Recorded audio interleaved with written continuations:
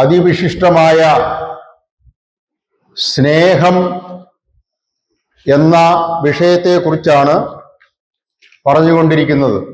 അതൊക്കെ സ്നേഹമെന്ന് നമ്മൾ പറയുന്നു എങ്കിലും അത് ചൂഷണമാണ്, അത് സ്നേഹമല്ല. കുട്ടികളെ മാതാപിതാക്കൾ ചൂഷണം ചെയ്യാറുണ്ട് ഇഷ്ടം പോലെ. കുട്ടികൾ മാതാപിതാക്കളെ ചൂഷണം ചെയ്യുന്നു, സഹോദരങ്ങൾ തമ്മിൽ അത് ചെയ്യുന്നു.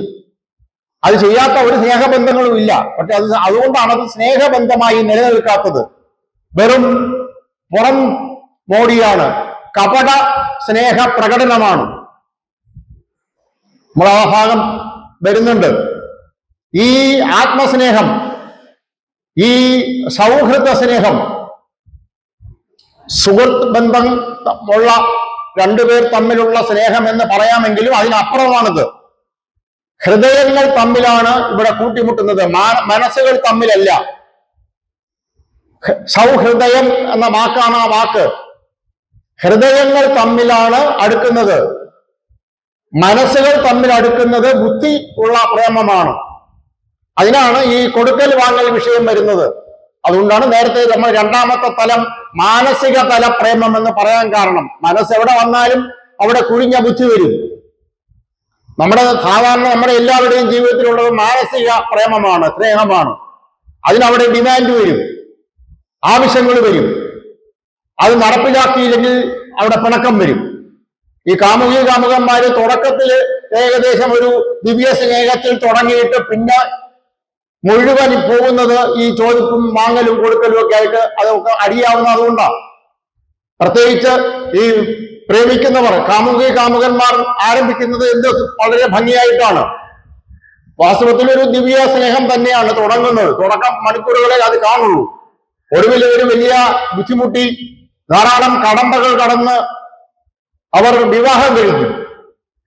അത് കഴിഞ്ഞാൽ പിന്നെ അവരുടെ ജീവിതം നരകമേത് ജീവിതമേത് എന്ന് തിരിച്ചറിയാൻ പറ്റാത്ത ജീവിതമാണ്.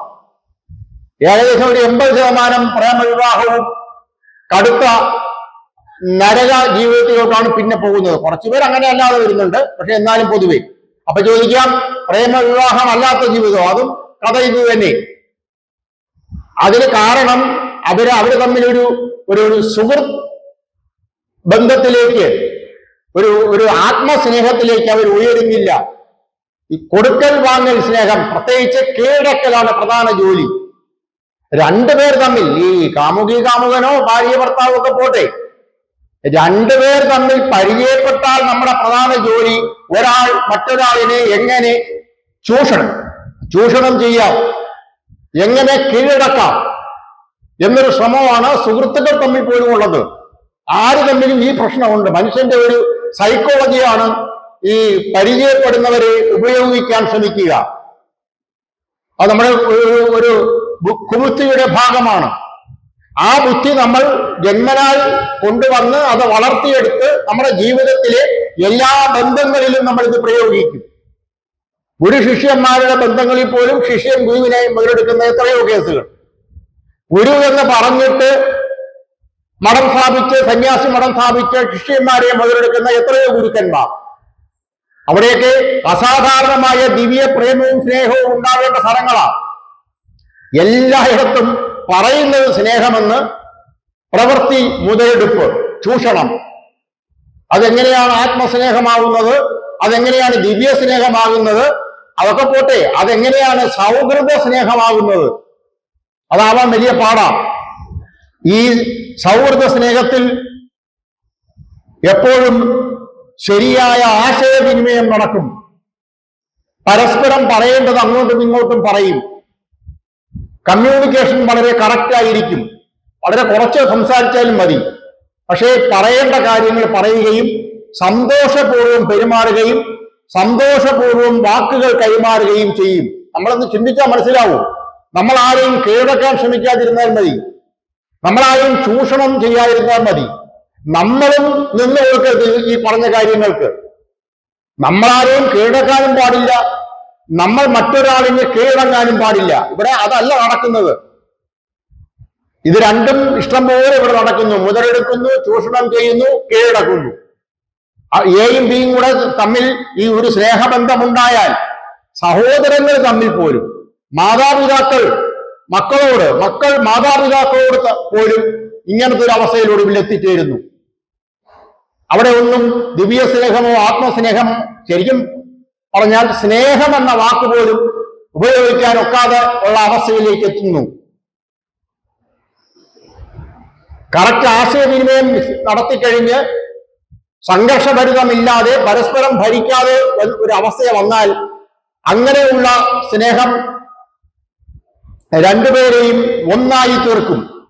അത് അച്ഛനും മകനുമാകട്ടെ, അമ്മയും മകനുമാകട്ടെ, അമ്മയും മകളുമാകട്ടെ, ആരുമാവട്ടെ, അവർ ശരിക്കും ഒരേ വേവലെങ്കിലെത്തും, ഒരേ തരംഗ ദൈർഘ്യത്തിലെത്തും. എന്തെങ്കിലുമൊക്കെ ചെറിയ പിണക്കങ്ങളൊക്കെ ഉണ്ടായാൽ തന്നെ മിനിറ്റുകൾ സെക്കൻഡും കൊണ്ട് അതങ്ങ് ഇല്ലാതാവും. കാരണം അതൊരു സാധാരണ പിണക്കങ്ങളാണ്. സ്ഥായിയായ ഒരു പിണക്കമോ ഒരു ശത്രുതാഭാവത്തിലോട്ടോ അത് പോവില്ല. മനസ്സിലൊരു വിദ്വേഷമോ വെറുപ്പോ ഒരിക്കലും ഉണ്ടാവില്ല. അതാണ് യഥാർത്ഥ സ്നേഹം. അങ്ങനത്തെ സ്നേഹത്തിന് മാത്രമേ ഈ വാക്ക് ഉപയോഗിക്കാവൂ യഥാർത്ഥത്തിൽ. പക്ഷെ നമ്മൾ എല്ലാ തരം സ്നേഹത്തിനെയും വിളിക്കുന്നത് ഈ വാക്ക് തന്നെയാണ്. ഇപ്പൊ നമ്മൾ ഈ പറഞ്ഞ അവസ്ഥയിൽ നമ്മൾ സ്നേഹത്തിനെ മനസ്സിലാക്കിയിട്ട് നമ്മൾ മുന്നോട്ട് പോവുകയാണെങ്കിൽ വാസ്തവത്തിൽ നമ്മൾ ഈശ്വരനിലേക്കുള്ള പാതയിലോട്ട് കടന്നു കഴിയും. നമ്മൾ പിന്നെ അമിതമായിട്ട് അമ്പലത്തിലും പള്ളിയിലും പിന്നെ കയറി ഇറങ്ങേണ്ടി വരില്ല. കാരണം നമ്മുടെ ജീവിതത്തിൽ തന്നെ ഭഗവാൻ ഇങ്ങോട്ടേക്ക് ഒരു അവസ്ഥ വരുന്ന, നമ്മൾ ഭഗവാനോട് അടുക്കുന്ന ഒരു അവസ്ഥയിലേക്ക് എത്തുന്നു.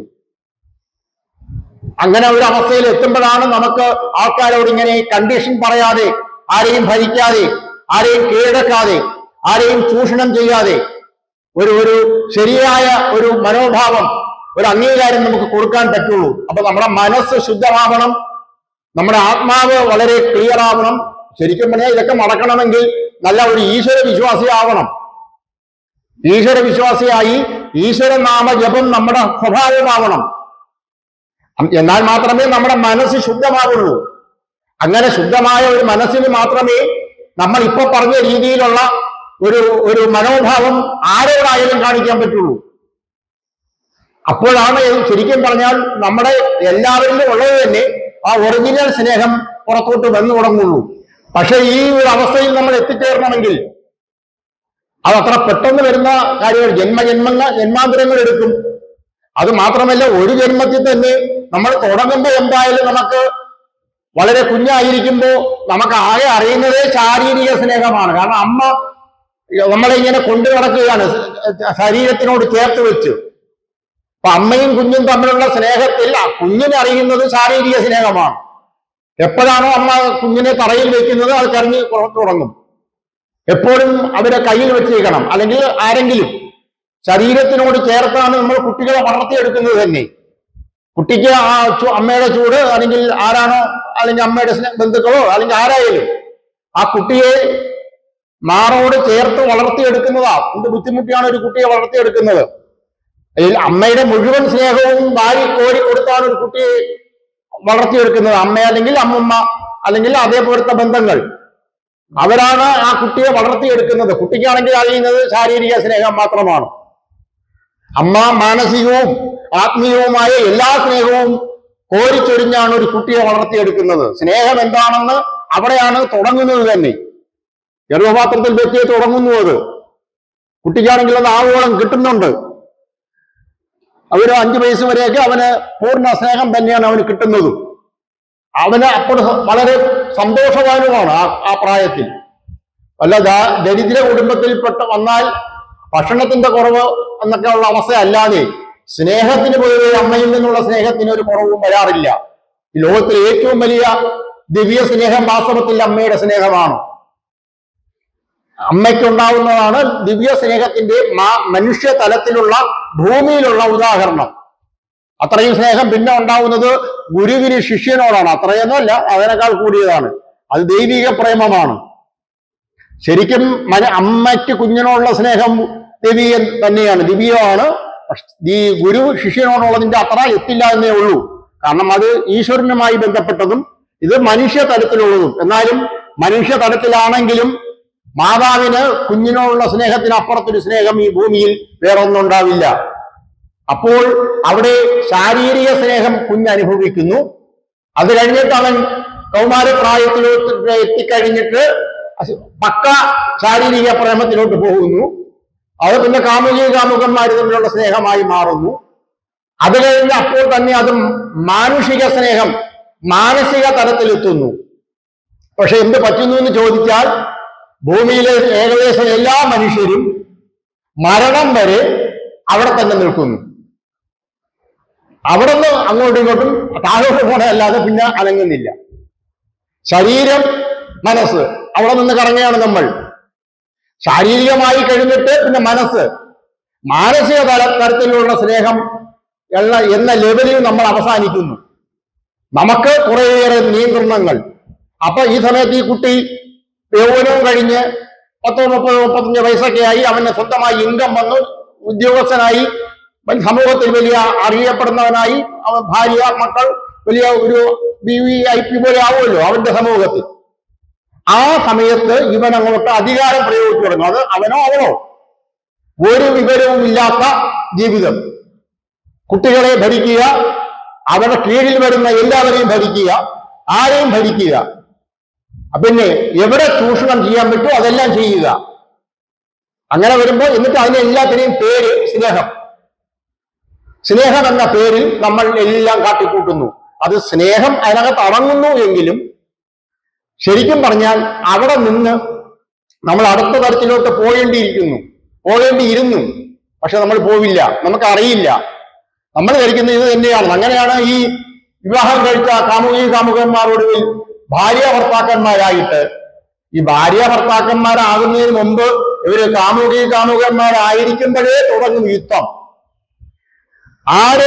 ആരുടെ മേലാണ് കൺട്രോൾ, ആർക്കാണ് പ്രാധാന്യം കൂടുതൽ, ആരെ കാത്തിരിക്കുന്നു, ആരുടെ ആവശ്യങ്ങളാണ് മറ്റേയാൾ നിറവേറ്റി കൊടുക്കുന്നത്, എല്ലാം കണ്ടീഷൻസ്, എല്ലാം നിബന്ധനകൾ. നമ്മുടെ ഈഗോ ചെയ്യുന്ന കളിയാണ്. നമ്മൾ ഈഗോ പറയുമ്പോൾ നമുക്ക് മനസ്സിലാവും നമ്മുടെ മനസ്സും ഈഗോയും കൂടെ കളിക്കുന്നതാണ്. നമുക്ക് പിന്നെ ബോധമില്ലാത്തതുകൊണ്ട് നമുക്കൊന്നും അറിയില്ല. മുഴുവൻ കണ്ടീഷൻസ് ആണ്, നിബന്ധനകൾ മാത്രം. രണ്ടുപേരും ഈ രണ്ട് വ്യക്തികളും വന്നതാണെങ്കിൽ വളരെ വ്യത്യസ്തമായ പശ്ചാത്തലത്തിൽ നിന്നാണ്. രണ്ടുപേരുടെയും ശരിയും തെറ്റുമൊക്കെ വേറെയാണ്. അവർ തമ്മിൽ ശരിക്കും പറഞ്ഞാൽ ഒരു ഒന്നാം തരം യുദ്ധമാണ് പിന്നെ നടക്കുന്നത്. ഭാര്യ ഭർത്താക്കന്മാരായി കഴിഞ്ഞാൽ പിന്നെ കുറച്ചുകൂടെ കുഴപ്പമായി, കുറെ ദിവസമൊക്കെ നേരെ പോകും. പിന്നെ അങ്ങോട്ട് പരാതികൾ മാത്രം പരസ്പരം. ആ പരാതികളൊക്കെ പിന്നെ പുറത്തോട്ടിറങ്ങി ഒടുവിൽ ഇപ്പോഴിപ്പോഴേ മിക്കതും വളരെ മോശപ്പെട്ട രീതിയിലാണ് ബന്ധങ്ങൾ മുന്നോട്ട് പോകുന്നത്. അവരുടെ ശത്രുവായിരുന്നു ചോദിച്ചാൽ ഉറക്കെ പറയുന്നത്, ഭർത്താവ് പറയുന്നത് എന്റെ ഭാര്യയാണ് എന്റെ ശത്രു. ഭാര്യ തിരിച്ച് അങ്ങനെ തന്നെ പറയുന്നു. അച്ഛനും അമ്മയും പറയുന്നു മക്കളാണ് ശത്രു. മക്കൾ പറയുന്നു എന്റെ അച്ഛനും അമ്മയാണ് എന്റെ ശത്രു.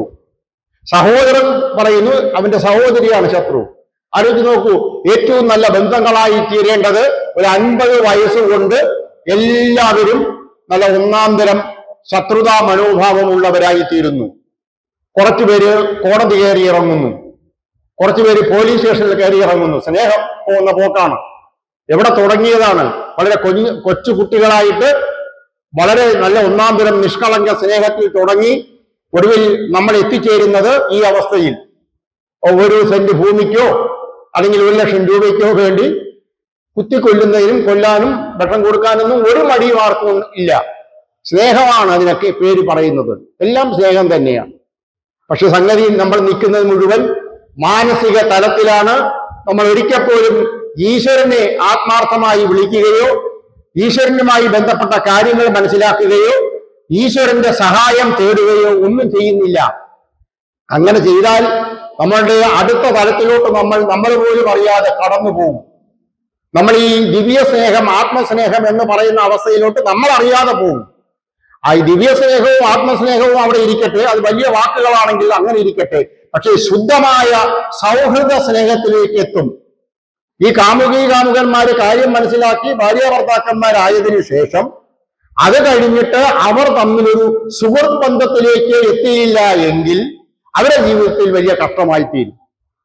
ഈ പരസ്പരം ഭരിക്കാനും സംഘർഷഭരിതമാക്കാനും ഡിമാൻഡ് വയ്ക്കാനും എന്റെ വീട്ടുകാർ നിങ്ങളുടെ വീട്ടുകാർ, അവരെ വീട്ടുകാർ എന്നൊക്കെ പറഞ്ഞ് മുഴുവൻ നശിപ്പിക്കുന്നതിന് പകരം നല്ല ഒന്നാന്തരം ഒരു സൗഹൃദം അത് വളർത്തിയെടുത്തില്ല എങ്കിൽ, അതിനോടൊപ്പം ഈശ്വരഭക്തിയും കൂടെ ചേർന്നില്ല എങ്കിൽ നാശം ഉറപ്പാണ്.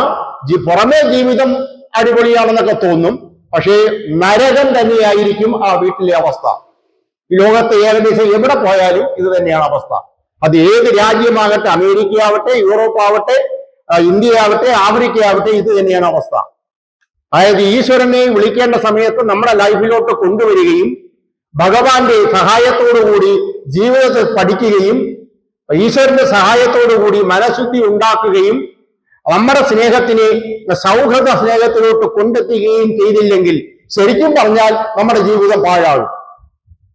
നമ്മൾ ഈ ഭൂമിയിൽ വന്നതിന്റെ ഏറ്റവും പ്രധാനപ്പെട്ട ഒരു ലക്ഷ്യം ഇല്ലാതാകും. അതിന് വേറൊരു വലിയ കുഴപ്പം കൂടെ ഉണ്ട്, നമ്മൾ വീണ്ടും വന്നുകൊണ്ടേയിരിക്കും. എവിടെ വരും? ഈ ആരോടാണോ പിണങ്ങി ഈ അടിച്ച് ഡൈവോഴ്സ് വാങ്ങി പോകുന്നത് അവരോടൊപ്പം വരും.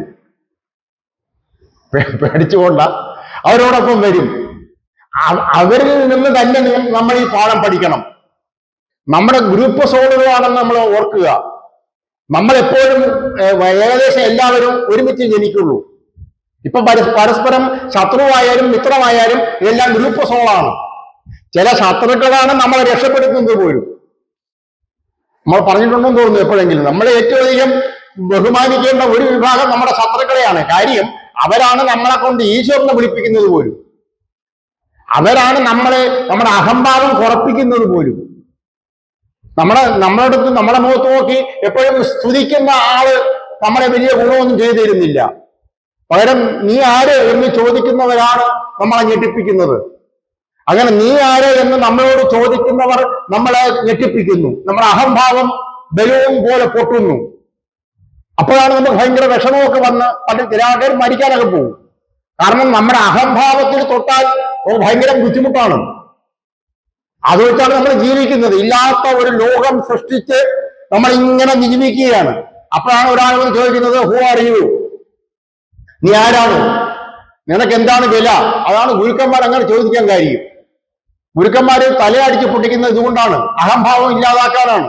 അതുകൊണ്ടാണ് നമ്മൾ ആരും ഗുരുക്കന്മാരെ അടുത്ത് പോകാത്തതും. അമ്പലങ്ങളിൽ പോവും, പള്ളിയിൽ പോവും. കാരണം അവിടെ ചോദിക്കാനും പറയാനും കാര്യമില്ലല്ലോ. അവിടെ പോയി നമ്മൾ കുറെ വലം വെച്ച് തൊഴുതിട്ടൊക്കെ പോവും. നമ്മളെ ബാധിക്കുന്നില്ല. നമ്മുടെ അഹംഭാവം കൂടുകയുള്ളൂ, കുറയുന്നില്ല. ഞാൻ ഇന്ന അമ്പലത്തിലെ പ്രധാന ഭക്തനാണെന്നും പറഞ്ഞ് അഹംഭാവം കൂടുകയാണ് ചെയ്യുന്നത്. ഈ ശത്രുക്കളാണ് നമ്മളെ യഥാർത്ഥത്തിൽ ഈശ്വരനെ വിളിപ്പിക്കുന്നത്. നമ്മുടെ സ്വഭാവ ശുദ്ധീകരണം നടത്തുന്നത് നമ്മുടെ എതിരാളികളാണ്. അതുകൊണ്ട് അവർ നമ്മുടെ ഗ്രൂപ്പ് സോളിന്റെ മെമ്പേഴ്സാണ്. നമ്മളെല്ലാം ഒരുമിച്ച് ഒരേ സമയത്ത് ഈ ഒരു പ്രത്യേക ഗ്രൂപ്പായിട്ട് വരുന്നവരാണ്. ബന്ധുക്കളും നമ്മുടെ അയൽക്കാരും നമ്മുടെ സഹപ്രവർത്തകരും എല്ലാം അങ്ങനെ വരുന്നവരാണ്. നമ്മൾ അവരെല്ലാം വെട്ടിച്ച് ആരെയും സ്നേഹിക്കാതെ ഇവിടെ നിന്ന് രക്ഷപ്പെട്ടു പോയാലും വലിയ കാര്യമൊന്നുമില്ല. തിരിച്ചു വരണം. നമ്മൾ പഠിക്കേണ്ട ഒരു പാഠമാണ് ഈ സൗഹൃദ സ്നേഹം. അത് പഠിക്കാൻ വേണ്ടി സ്പെഷ്യലായി നമ്മൾ ഈ ഭൂമിയിൽ വന്നുകൊണ്ടേയിരിക്കുന്നു.